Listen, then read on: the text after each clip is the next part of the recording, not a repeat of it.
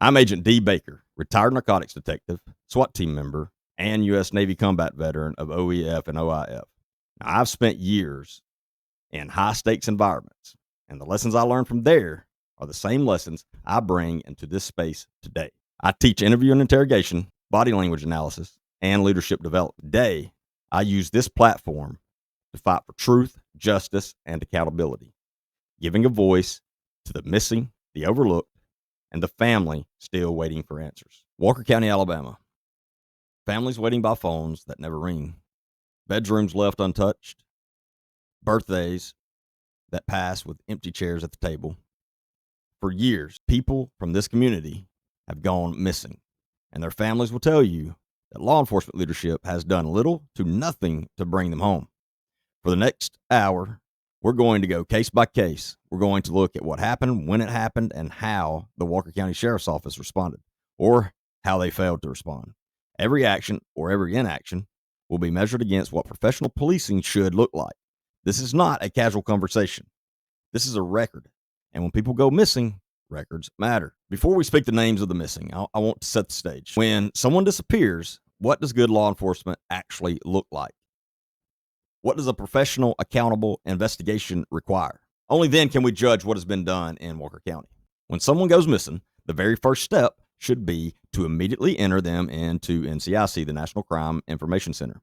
That database exists for one reason: to connect the dots. If a person meets the criteria, their information should be uploaded right away. That way, any law enforcement officer in the country who comes across them knows they are missing. Delaying that means evidence can, and most of the time does, evaporate.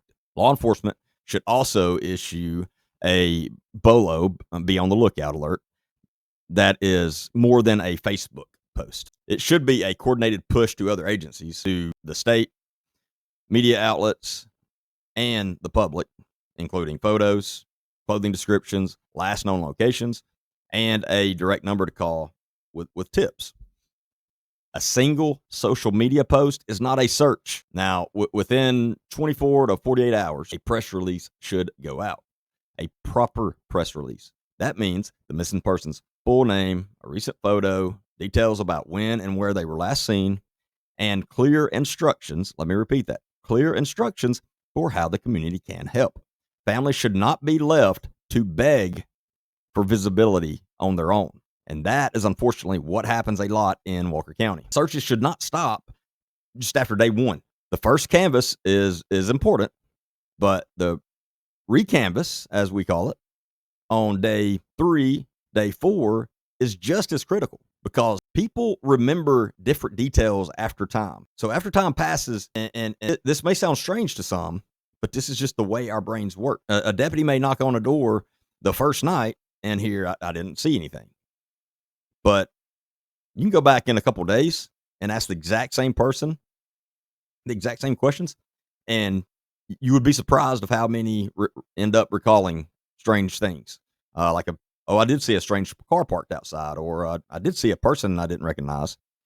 And again, it's just the way our brains work. Digital evidence should be preserved immediately. Phone records, text messages, social media accounts, and bank activity all have a clock ticking against them. Companies overwrite logs, and data cycles out. If investigators don't act quickly, those trails are gone forever, vanish. And finally, families should never be left in the dark. A missing person investigation requires a family liaison, a single point of contact who gives regular updates. And that is even if the update is simply, we don't have anything new today. That goes a long way, because when investigators go completely silent on families, that is beyond frustrating for them, and it destroys any trust they had. You cannot go silent on families, even if you don't have new information. You simply tell them that. But you need to pick up the phone or go talk to them in person, one or the other, daily, especially in the first few days. Now, and that is the baseline. This is not above and beyond. We are literally talking about the bare minimum when a human being disappears. All right. So now that we've established what good looks like, we can turn to Walker County and ask, how does this sheriff's office measure up? All right, let's begin in Empire, Alabama, March 6, of 2018. Maxine Bieberbach was 26 years old. She stood between 5'3" and 5'5", weighed about 105 pounds. So very, very small woman. She had brown hair, brown eyes. She was last seen in the 1500 block of Empire Road. That day, she was last seen wearing a navy blue shirt, blue jeans, and black shoes. Her body carried her story with tattoos across her arms and wrist, the word sister with a red, yellow, and green heart and on her. This was on her right upper arm, and I just posted the picture of that actual tattoo. And she also had a BB, two capital B's, right on the inside of her wrist, and a line etched across her ring finger. She had gauged ears and may have had a lip piercing. Apparently, she had one, but it's unclear if she still had one when she went missing. Now, Maxine struggled with drug addiction, with heroin, meth, but she had been clean for quite a bit of time. But after the heartbreaking loss of her young daughter to cancer, she relapsed. And she had talked about entering long-term treatment and trying again, but then unfortunately on March 6th, she vanished. Now, her sister reported her missing on May the 20th, more than 2 months later. And the delay was explained by the fact that Maxine sometimes went long stretches without contacting family. This time, the silence was permanent. And that is very normal for addicts going through these stages, they and their families. So it's not uncommon for a family to go months without hearing from them. But there's always a line when they're, okay, it's been too long, haven't heard from her. And then you start reaching out to people and you realize nobody has heard from her. So this is not on the family for waiting that long. That's just the way it is. It's an unfortunate part about that life when they're going through these trials. But like I said, on May the 20th, her sister did report her missing. One of her last posts on social media read, 3, 2, 1, blast off to the moon. Now, was that a haunting goodbye or just a throwaway caption? We may never know. Now, investigators speculated that she OD'd, that she overdosed, and that whoever she was with disposed of her body to avoid facing charges. Others speculated she might be hiding from the law due to outstanding warrants, but speculation is not investigation, and theories are not searches. And again, what I'm saying, this is what happens in Walker County so many times. If they can write this off as anything to do with an addict, they don't care about those people. They just don't. And that is unacceptable. When you're in law enforcement, when you're in an investigation, you treat every single case the same, no matter if it is the governor's daughter or the farmer's daughter.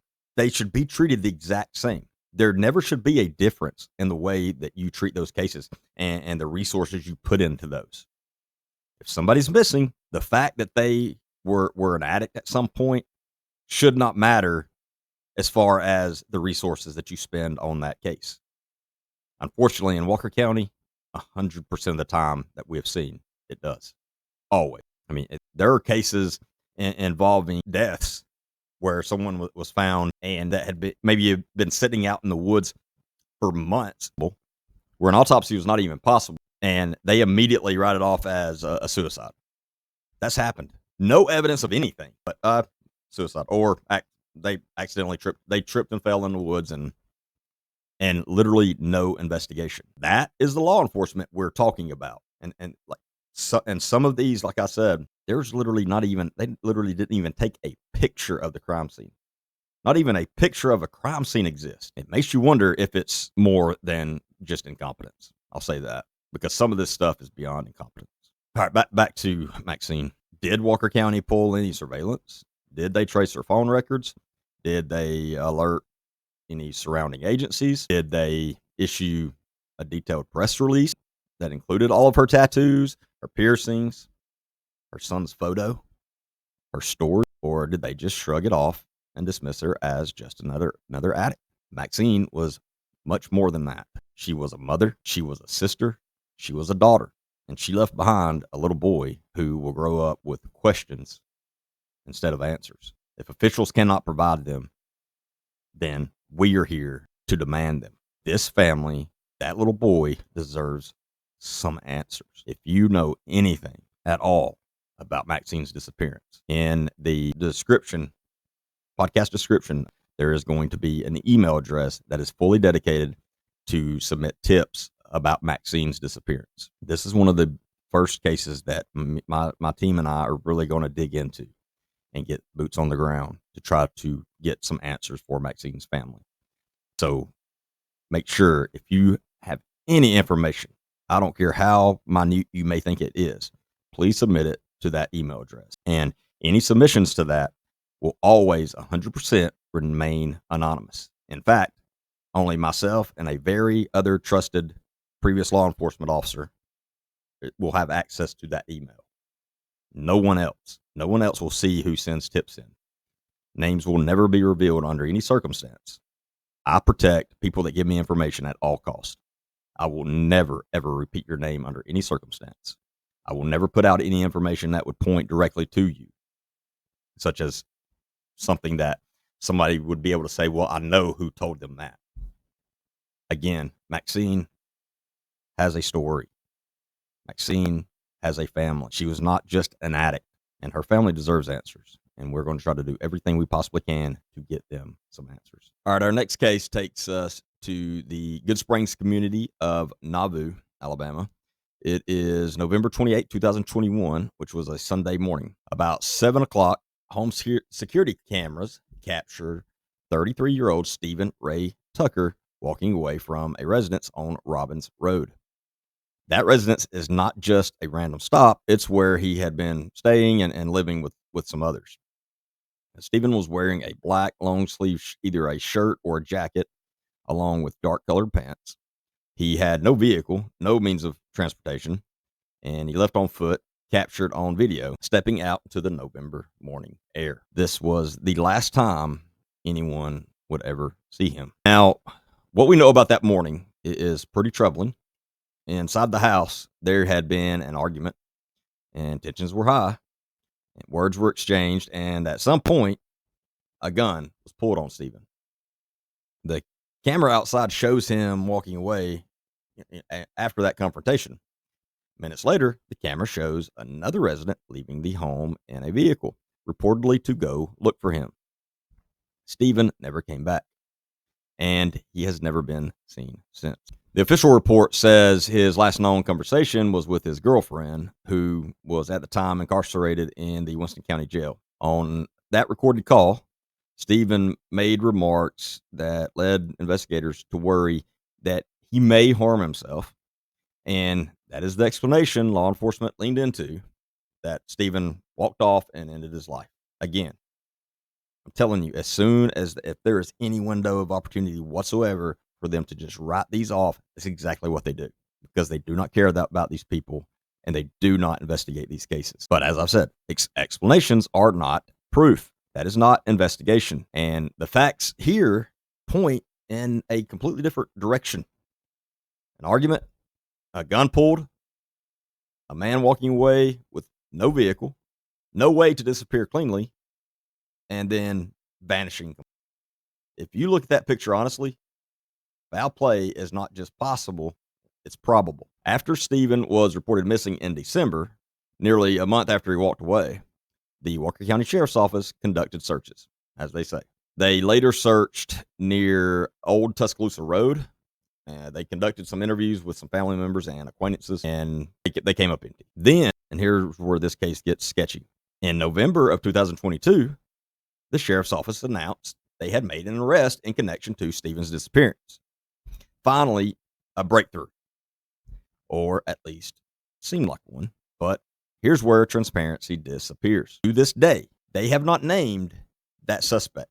They have not told the public what the charges were, if there were any charges. They have not explained whether that person was prosecuted, whether they're walking free, or whether the case just fell. 1 year after Stephen vanished, they arrested someone and then locked the door to that information. That is unacceptable. Unacceptable. This is why there is so much suspicion surrounding that agency, because of all of this sketchy stuff that they do constantly. So let's lay it out. Who was arrested in connection with Stephen's disappearance? What were the charges? Were they dismissed, pled down, still pending? If the Walker County Sheriff's Office believes foul play was involved enough to make an arrest, then the public has a right. More importantly, Stephen's family has a right to know. And without that transparency, that community is left with nothing but questions. That family is left with nothing but questions. Now, Stephen's family has lived in agony since 2021. They know he was last seen alive on that camera. They know he walked away after a gun was pulled on him. They know that someone who lived in the house was later arrested, but they don't know where Stephen is, and they do not know what that arrest meant. It's almost like they're playing with the family's emotions. It's crazy. Now, if you lived on Robbins Road in Nauvoo, late November of 2021, you may remember that morning. Maybe you saw Stephen walking.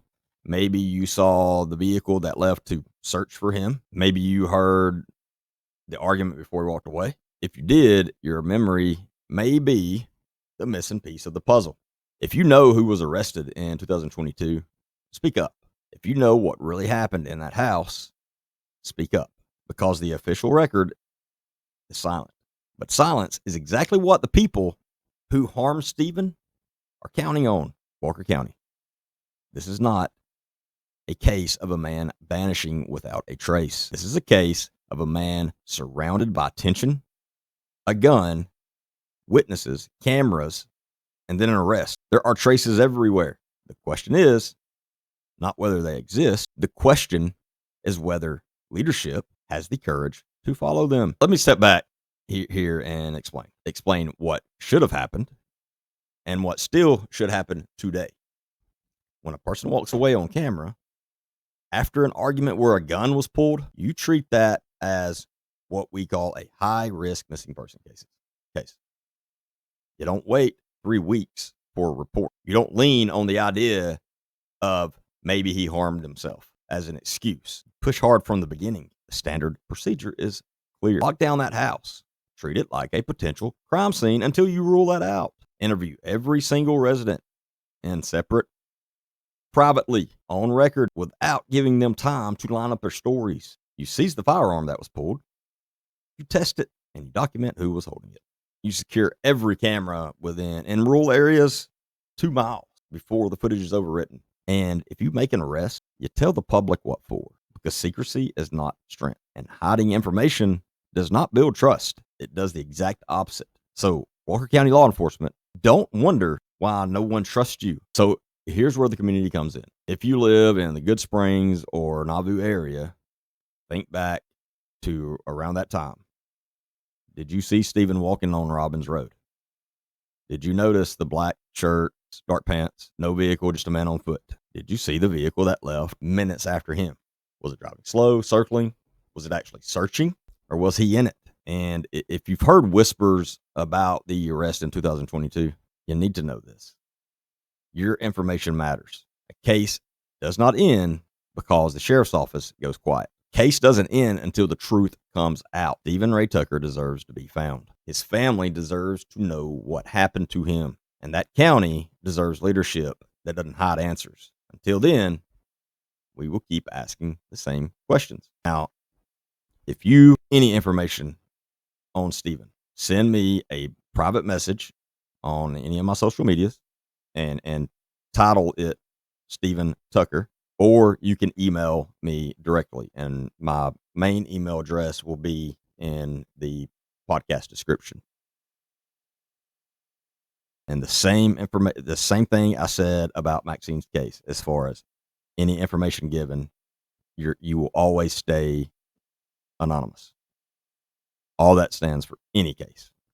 But if you have any information, no matter, again, how small you think it may be, please contact me. We need to get Stephen's family some answers. They deserve that. Now, our next case takes us back to September of 2016. It has now been almost a decade, and still there are no answers. 40-year-old Janell Farley Massey was last seen on September the 2nd at the Chevron gas station where Alabama 5 meets Alabama 195. in Jasper, a busy intersection, a public place, broad daylight, and yet after that day, Janelle vanished. She was reported missing months later on December 28th, 2016. By then, her trail was already cold, of course. The Jasper Police Department announced her disappearance and even issued a statement saying they were, very concerned given the length of time and the severe weather that had passed. The Walker County Sheriff's Office joined in the search, and they followed what they called several leads, but in the end, their efforts led nowhere. Janelle has not been seen since. Now, Janelle is a white female, 5 feet 4 inches tall, 115 pounds, with red hair and hazel eyes. She was known to frequent that area. She was a mother, a daughter, and a friend. She has been missing from Walker County since she was 40 years old. Now, think about this. She disappeared from a Chevron gas station, a location with cameras, receipts, staff, customers coming and going, with cars parked at the pumps, yet somehow all of that opportunity for evidence was allowed to fade away. Now, I understand there was a time in between those, but now there's been we're talking about almost 10 years that we're having to revisit this versus just a few months back then. And they came up with nothing. It's hard to understand that. Now, what should have been done is pretty obvious. The moment she was reported missing, investigators should have gone and secured surveillance video from the gas station if it had not been written over. Now, if it had, I understand that's not on them. Completely understand that. But some of these businesses, their videos will last a long time. Some just a couple of days. I don't know, and I don't know in this case. So I'm not going to blame that on law enforcement. In this case, for sure, they should have interviewed every clerk who worked that shift, every customer who might have seen her, every driver who may have noticed a struggle or a car pulling away. That's basic stuff. And you if you're picturing a very large city, then this sounds crazy to you. But we're talking about this is a small city. It's a very small town. So the same customers frequent these same gas stations every day for years. And we're just talking about a few months. Everyone knows everybody. Everybody knows the clerks. The clerks know everybody. That's what we're talking about here. That's what we're dealing with. And the fact that they came up with nothing just after a few months, again, I don't understand. And like I said, all we've gotten since is silence. A single press release in early 2017, and then the sound of a case going cold. No consistent updates to the family, no ongoing public awareness campaigns, no accountability for what wasn't done. Again, these are simple things. This is just proof that law enforcement in Walker County do not care about these people. There was not a press release done at all until early 2017. She was reported missing in December. So we're talking about at least a month since she was reported missing before there was any type of press release. And again, that's it. And then they just forget about her. Now, here's the thing. A disappearance in a public place like that is pretty rare, especially in broad daylight. People don't just evaporate from gas stations. Somebody saw something. And if no answers have surfaced in nearly 10 years, the question is not whether evidence existed. The question is whether evidence was properly pursued. And again, now, if we were talking about middle of the night at this gas station, I could understand it would be very hard to find someone that may have seen something. We're talking about broad daylight, middle of the day. And they were not able to locate anyone that saw anything. Janelle's family has carried the weight of her absence for nearly a decade. They live with birthdays uncelebrated, holidays with an empty seat, and the gnawing silence of unanswered questions. They do not deserve the indifference of vague statements like, "We followed leads." What does that mean? Nobody knows what that means. What kind of leads? If you can't come up with anything, you should be following all of this information that you get out to the public to see if anyone else knows something. If you've got the case figured out, that's when you hold this stuff tight to you. Or if you think you have it figured out, you hold it tight to you for a little bit. That's not the case in these cases. These cases are completely cold, and yet they still do not put out any information to the public. So nobody knows. Nobody knows what these leads were. The family deserves some specific answers. And what happened to the leads? Where did they lead them to? So, to Jasper Police and the Walker County Sheriff's Office, here are the questions that remain. Who last saw Janelle at that Chevron station? Who? Were there camera records from that day? And if so, were they secured?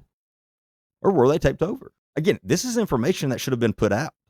That way we wouldn't be asking these questions. Again, if the surveillance camera information was wiped over already, I understand that. But you should put that out instead of just be silent on this, because we don't know. For all we know, they may have secured the camera footage and they still may have it. I don't know. We don't know. We don't know anything. Who all did they interview? Did they interview anyone that frequents that gas station? Did they interview the clerks? I don't know. Did they canvass the entire area? Don't know. Show the case file. Put the case file out there at this point. My fear is they haven't put the case file out because there's not a case file. And I know there are some people watching that's like, oh no, he's crazy.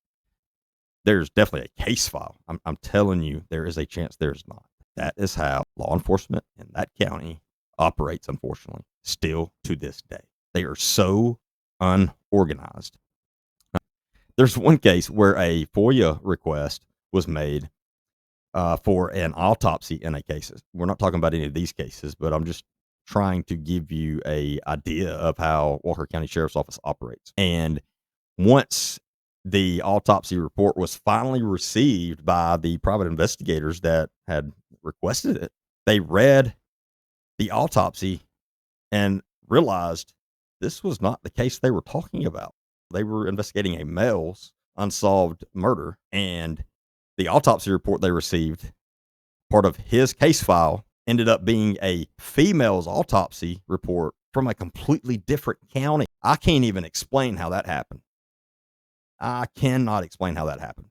Like, I obviously their record keeping system is horrible, and that is unacceptable, completely unacceptable. But I wanted to give you that example so you see what we're dealing with. So yes, there is a possibility, unfortunately, and I hope I'm wrong. There's a possibility there's not even a case file to put out. And, or if there was at one point a case file, it's completely gone. Again, we don't know. This is where leadership makes all the difference. Good policing doesn't shrug its shoulders and say, it's been too long, nothing we can do. You can't do that. Good policing recognizes that missing people are not file numbers. They are human lives. And in cases like Janelle's, where the last known location was a public gas station, the trail doesn't vanish in an instant. It takes effort for that trail to grow cold, and it usually grows cold because no one preserved it. Families are often told, she was an adult, she could have left on her own. And yeah, I understand technically that's true, but there's nowhere in the law that says you should abandon a case just because someone is an adult. Again, if this would have been a prominent figure's daughter or wife, I promise you it would have been treated completely different. And they wouldn't have just said, she was an adult. She probably just walked off. The role of law enforcement is to treat every disappearance as a potential emergency until proven otherwise. You do not categorize someone as unworthy full investigation simply because of their age or their background, or most importantly, the assumptions you just make up in your head. Janelle Massie deserved better. Her family deserved better. And the people of Walker County deserve better than a bunch of excuses. Again, this is not how this stuff is supposed to be. And there are tons of cases just like this out of that county. Tons. All in the same way with no answers. None. All right. If you're listening right now and you remember around the 1st of September 2016 at that Chevron gas station, if you stopped for gas, grabbed a drink, drove past, think hard about what you saw. Did you notice a woman matching Janelle's description? Did you see her speaking with anyone, getting into a car? walking toward a road. Did you see something that struck you as unusual? Because here's the thing, I understand there's a lot of time that's gone by at this point now, talking about 9 years. However, if you saw something extremely unusual that day, you probably do still remember. And if you do, you are who I'm talking to. Maybe you were a truck driver fueling up that morning. Maybe you were just a commuter that heading through Jasper at that time. I mean, even the smallest detail could matter. A car color, a direction of travel, a stranger who seemed out of place. And if you own or work at a business near that intersection and you had security cameras back then, go dig into your old closets and because there are times where hard drives are still there. And again, I understand this stuff, some of this stuff I'm asking for is a long shot, but again, it's still worth asking for because you never know if any footage from that week still exists at all, anywhere. It might hold a really good clue. Janelle's disappearance is not just a tragedy. It's a test of accountability. A woman vanished in a public space. And nearly a decade later, her case has been reduced to a single press release. 9 years, one single press release. That's how much she means to law enforcement in Walker County. That is not acceptable. This community deserves to know what steps were taken during that time. That community, her family, deserves to just see the case file if it exists. And if it doesn't exist, why doesn't it exist? Her family deserves to know these answers. Until then, we will keep saying her name. Let me tell you about a man named Lonnie Taylor. He was 78 years old when he went missing back in October of 2019. Now, folks around Jasper knew him. You might have seen him yourself. He lived at the elderly village right off of Old Birmingham Highway. And he was the kind of man that you noticed because he had a routine. He'd walk through the woods over to Walmart, and sometimes he'd be seen picking up around the parking lot just to keep things clean. He was part of the rhythm of that town. And then one day he was gone. Now, here's where it gets messy. Depending on who you ask, Lonnie was last seen on October 21st, or maybe the 22nd, or maybe the 24th.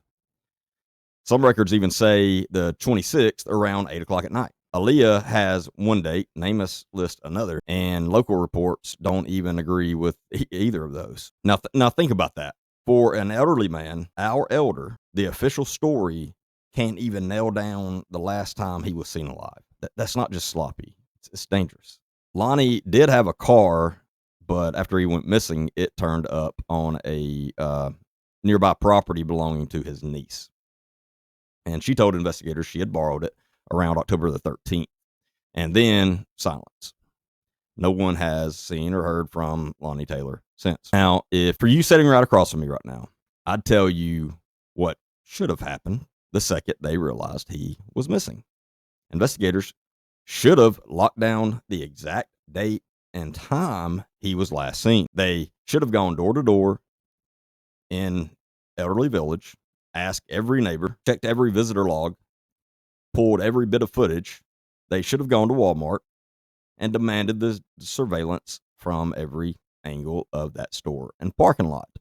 Now, I can't be sure on the Walmart there in Jasper, but with my experience with Walmart, they have really good cameras, like solid, some of the best surveillance cameras that I've ever seen. And they can zoom in and they cover, I mean, all around their store. They have the best cameras. Now, again, I can't speak for Jasper. They should have gotten all of that. Now, if they did, then it's never been discussed or shown to anyone. They should have followed the paths he always walked and mapped them out. That's what care looks like. That's what urgency looks like. But instead, here we are, years later, and no one can tell you which day he actually disappeared. And his car? What about that? Was it processed for fingerprints? Was it tested for DNA? Was his niece's story about borrowing it verified with anything more than her word? Those are questions I'm asking. And they're the same ones his family deserves to hear answered. Now, I'm definitely not trying to put any suspicion on his niece. I'm just stating what should have been done. Lonnie wasn't just some old man wandering around. He was part of that community. He was somebody's neighbor, somebody's relative, and somebody's friend. People expected to see him, and then one day he just wasn't there. And the truth is, an elder like Lonnie doesn't just vanish without a trace. He deserved better than to be treated like a case file that could wait, if there is a case file. So let me put this to you plain. If you live near Old Birmingham Highway, or if you shopped at the Walmart around that time in October of 2019, think back. Did you see him? Do you remember an older man, gray hair, brown eyes, walking like he always did? Did you notice him on the 21st, 22nd, maybe the 24th? I mean, even one sighting could narrow down that timeline. Now, I understand to some you're going to think that we're crazy for even asking if someone remembers back in that time, but you never know. And I mean, it could have been someone's birthday and they went to Walmart, or somebody took them to Walmart that day and they remembered seeing him. Things like that, you never know. It does not hurt to ask. Obviously, yes, way easier when this first happened, but we're here right now, and we need to get this family answers. And if you've got property between Elderly Village and Walmart, if you had a trail camera running that fall, dig it out. Old SD cards laying around, old hard drives, you would be surprised about how often forgotten footage holds the piece of the puzzle that everybody missed. We're talking about in the middle of Alabama, and I mean, every hunter has trail cams up everywhere. I mean, you never know. Lonnie Taylor is our elder. He deserved the urgency of a silver alert. He deserved the dignity of answers. Instead, his case has been left hanging in a fog of conflicting dates and unanswered questions. And I'm telling you now, that's not just a tragedy. It's negligence. If you know something, speak up. If you saw something, come forward, because the silence around Lonnie's disappearance is the very thing keeping him from coming home. And until the people in charge treat this case with the urgency it always deserved, I'll keep saying his name, as I hope you will too. Again, I am afraid this is another one of those cases where they just wrote him off because he was just this elderly man. But he seemed, from everything I've heard about him, he was a very nice man. And he was one of those, a lot of people look forward to seeing him when they would be going through there, and they would wave. And he deserves more than what he's getting right now. And his family deserves some answers. Let's talk about accountability. Because at the end of the day, these cases don't just represent tragedy. They represent failures of process, failures of leadership, failures of responsibility. The Walker County Sheriff's Office is not just a badge on a Facebook page. It's supposed to be a lifeline for families. When someone goes missing, they are the ones who are supposed to sound the alarm, to organize a search, to make sure no lead is left untouched. But too often what we've seen is silence. A post and then nothing. A shrug when families call. Excuses instead of updates. And do you know what that silence does? It kills hope. It makes families feel like they're carrying the burden alone. It makes them believe their loved one is being judged instead of being searched for. That's not policing. That's abandonment. What accountability would look like is simple. Publish an active missing persons list. Put it on the county website. Update it weekly. Hold a press conference once a month, whether there's a breakthrough or not. Tell the community exactly what you have done in the last 30 days of each case. That's not hard. It's called transparency. And right now, we don't have that. Now, let me tell you what I'd do if I were sheriff tomorrow.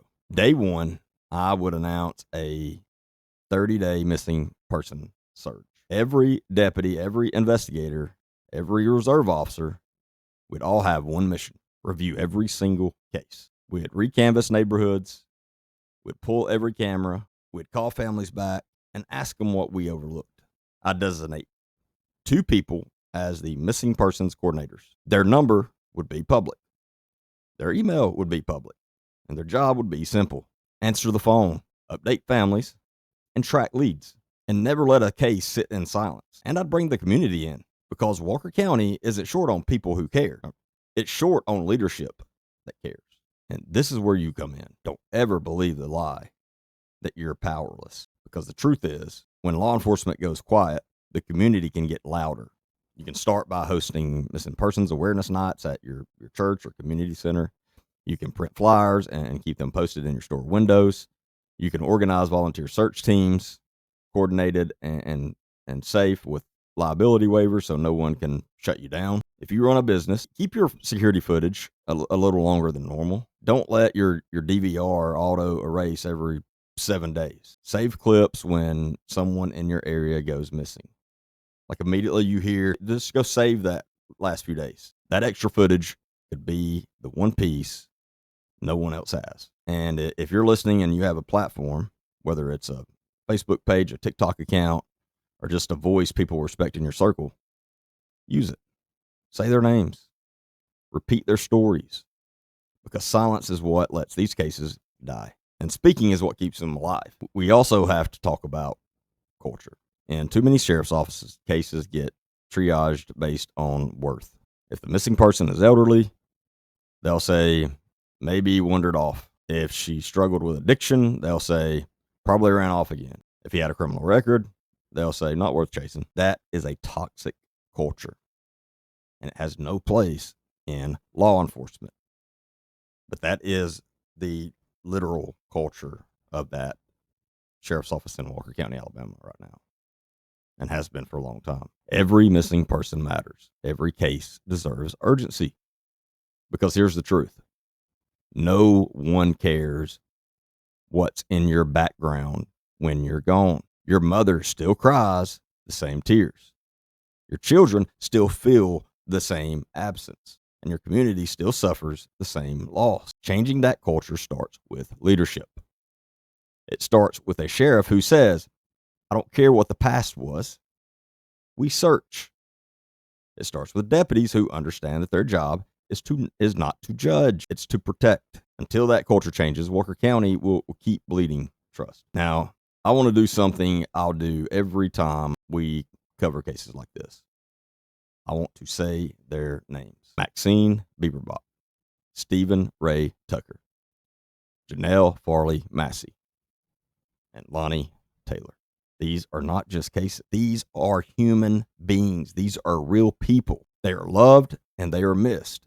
And they deserve answers. Their families deserve answers. If you're listening and your loved one isn't on that list, reach out to me and send me their name and their story, because this show will never stop at these 4. No one is forgotten. Now, I have a pretty long list of a lot more, and I'm going to do them all in about, I'm going to cover about 4 per episode. But it still doesn't hurt for you to, like I said, if your loved one is missing and I haven't spoken about them yet, but just send me a quick message on any of the platforms, and with their name and stuff like that, and that way I can make sure that I do have them on my list to cover. I've heard many of you. A lot of you have written me messages. Some of you we've had phone calls, we've had phone conversations. You've told me your own stories about being ignored, feeling dismissed, and wondering if anyone cared. And I want to read one of those messages now. It says, my sister went missing last year. We were told to be patient. We're still waiting. Another message I got. I own a shop on Highway 5. No one has ever asked me for my camera footage. There has never been a law enforcement officer come and ask me for camera footage. Now, that person in their message, they go on to say they don't know that they have anything of value on their camera footage. But they said it always seemed odd to them, and they were always expecting law enforcement to come and ask, and they would be glad to show them and give them access to their footage, and they've never been asked. And here's one more. I'm a former deputy from there. We were always understaffed, but I knew the families deserved better. I knew families were not getting the updates they should have gotten. And here's the worst part. And I knew we were writing a lot of cases off without investigation. Hence, one of the main reasons I left that agency. You hear that? Families deserved more updates.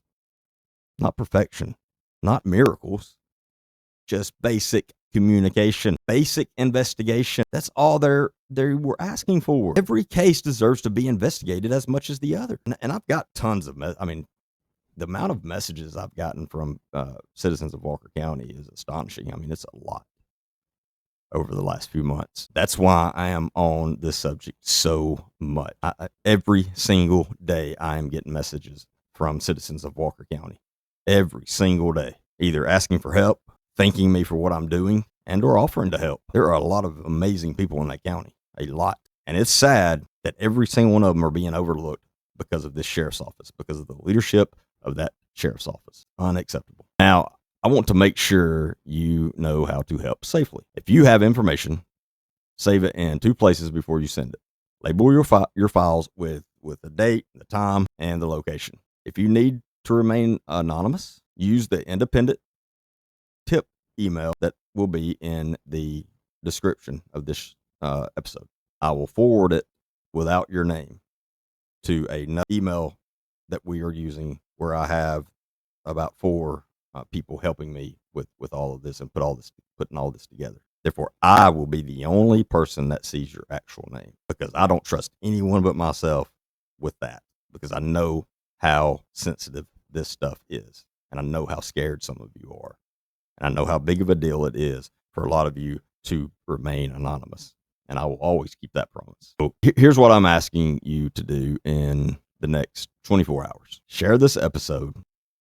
Spread the word to your family, friends, coworkers. If you're a local leader, call the sheriff's office and ask for a public missing persons list. And if you're listening from another county, use this as your warning. Demand accountability where you live before you need it. Don't ever let your county get in the situation that Walker County, Alabama is in. It has taken years to get to this point. Years have gone by without any accountability. Don't let that happen to where you live. For the missing, for the families, for the searchers, may the path open, may the phone ring, may the right frame footage appear, and may the people entrusted with duty remember what that word means. Bring them home. You've been listening to Truth Recon. I am Agent D. Baker. No one is forgotten. Not Maxine, not Stephen, not Janelle, and not Lonnie. The full truth is coming, whether leadership wants it or not, because we aren't waiting for permission to care. Truth Recon.